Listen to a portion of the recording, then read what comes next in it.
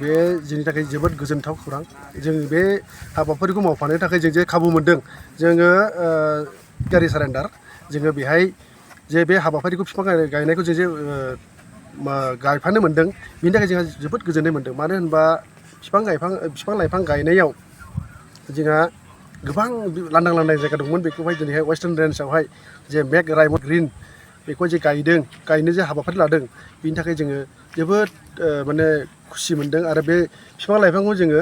गायनायल' नङा जों बेखौ रैखाबो खालामगोन जों वेस्टार्न रेन्जनि आन्डारनि सिङावनो थाखायो बेहाय जों मावफाखायो गोबांनो जों बेहाय खस्थ' खालामगासिनो दङ जोंनि जे सिखारि सारेन्डारफोर फरेस्ट डिपार्टमेन्टजों लोगोसे थानानै जोङो मावबोगासिनो दङ जिखुनु खामानि बेबायदिनो गोबां बिदिनो हाग्रायाव डिउटि खालामनाय आरो बेजों लोगोसे गोबां बेबायदिनो बिफां लाइफां गायफानायाव आरो दिनैबो नैबे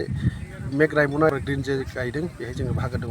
मेरला जोंनि सिखारि सारेन्डार आरो बेजों लोगोसे गोबां NGOफोर दं आरो बेजों लोगोसे बेबायदिनो आर्मिफोरबो नुदों जोङो आरो बेजों लोगोसे SSBफोर नुदों आरो बेजों लोगोसे फरेस्ट डिपार्टमेन्टफोर दंखायोआनो बे गासैजोंहाय जोङो दिनैहाय ज' जानानै बे बिफां गायनाय हाबाफारिखौ जों मावफानो मोनदों बे बेलायाव बुंनांगौबा जोंहा बेनो सिखारि ग्रुप जानानै आं मोनसे बुङो सिखारि सारेन्डार ग्रुप जानानै माने जोङो सिगां 2020आवहाय जोङो गोबां बेबायदिनो मै अमाफोरखौहाय नस्थ' खालामबोदों साना हौवा बुजिया नाथाय दिनै जोङो बुजिनो मोनबाय जे बेफोर गासिबो थिग नङामोन दिनै जों 2021निफ्राय जोङो जे सारेन्डार जानानै